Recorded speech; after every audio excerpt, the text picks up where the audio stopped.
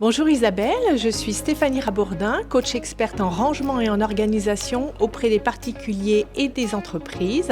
J'ai fondé Savoir Ranger et Bien-être en janvier 2019, il y a 6 ans. Stéphanie, on va faire un focus global sur l'état d'esprit, le rangement. Quand des foyers d'encombrement s'installent dans des pièces, dès l'entrée, sur une table de salon, sur un plan de travail dans une cuisine, c'est que tout simplement, les placards sont pleins.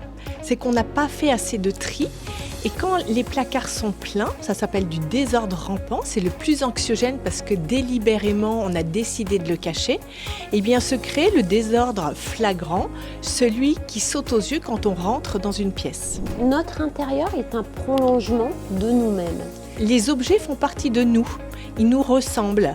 Et lorsqu'on rentre dans un univers qui est très encombré, bien automatiquement notre esprit l'est également. La maison est un élément vital de notre existence. On doit en prendre soin.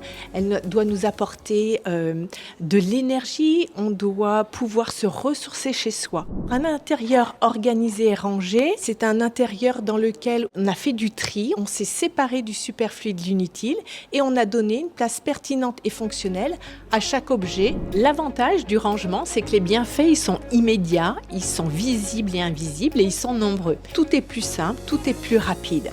Puis ensuite, on va gagner de la place et c'est cet espace libéré qui va apporter de la satisfaction. On fait des économies majeures parce qu'on arrête d'acheter ce que l'on possède déjà, donc on va gagner en efficacité. Et au-delà, eh bien, ranger apaise, ranger rassure, ranger a un pouvoir libérateur, un pouvoir anti-stress.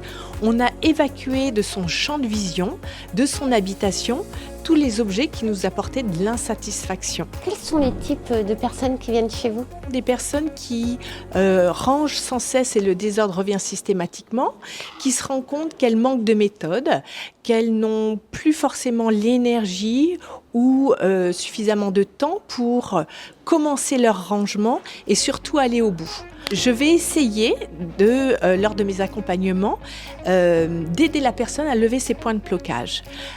Souvent, elle garde des objets au cas où, des objets à valeur sentimentale, des cadeaux qu'elle conserve par culpabilité ou loyauté. Donc, l'important, c'est d'aider la personne à conserver les objets qui lui correspondent aujourd'hui. La bienveillance, c'est une force chez vous? Absolument, c'est une qualité indispensable et mes accompagnements sont basés sur la bienveillance, l'échange, l'absence de jugement. Moi, je suis là pour aider mon client à ce qu'il se sente mieux chez lui, dans sa tête et dans son corps. Est-ce que les clients reviennent, vous appellent en vous disant « Punaise, la méthode, elle fonctionne ». Ils se sentent mieux, ils se sentent plus forts, ils sont libérés d'un poids, ils reprennent confiance, ils ne stressent plus de visites inopinées, ils reprennent leur vie en main. Le coaching en rangement, ce métier vient des États-Unis, il existe depuis les années 80 et petit à petit, il est venu en Europe.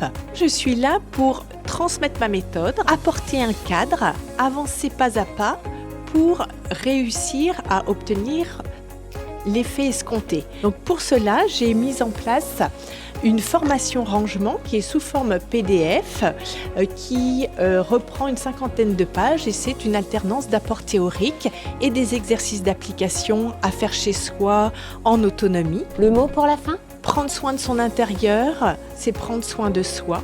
Et avec trop, on se perd et avec moins, on se trouve.